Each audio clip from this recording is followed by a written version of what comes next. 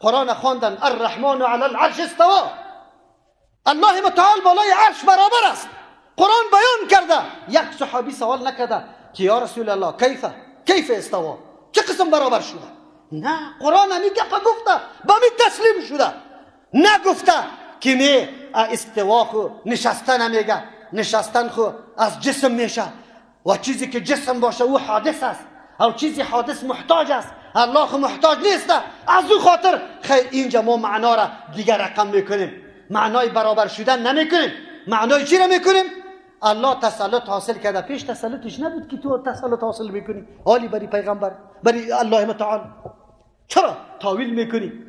پس این فرقه های عقدی که براتون نامایشان پیش گرفته بودم، خوارج، روافض، مرجعه و جهمیه و کرامیه و قدریه و جهمیه و یا پیدا شدن، زدن یک بزرگ فرقه های اعتقادی پیدا شد. حتی در اهل سنت و الجماعت اشعری و ماتوریدی، امروز دو طایفه خیلی مشهور ما در جهان داریم، این ماتوریدیست، این اشعریست.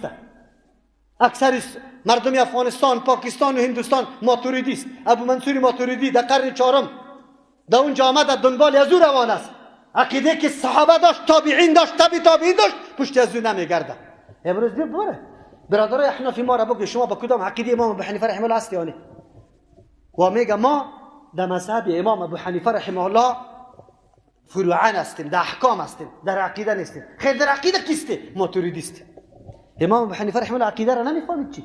او سلف نبود، او پیشوا نبود، او زمانش به رسول الله صلی الله علیه و آله نزدیک نبود که تو امروز عقیده از او اعلام میکنی دیگه طرف. چرا؟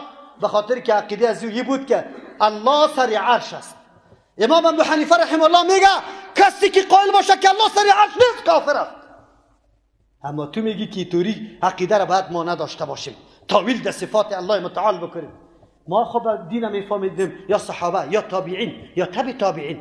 فهم سلف امیر میگه امو مفهوم که برای اینمی آیت دمو زمان بود، امروز هم باید امو مفهوم باشه، امی مقصد باشه، تغییر و تبدیل دش نبیه. پس از او خاطر سلفی کسی را میگه که خود منسوب به سوی سلف میکنه. سلف براتون گفتم 3 قرن اهلش، البته کدام اهلش؟ کسایی که مرتکب بدعت نشده باشه.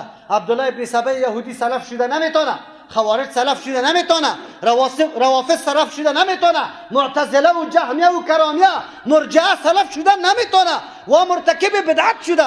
کسایی که راه و منهج صحابه، تابعین و تبع تابعین قطعا اعلان نکرده.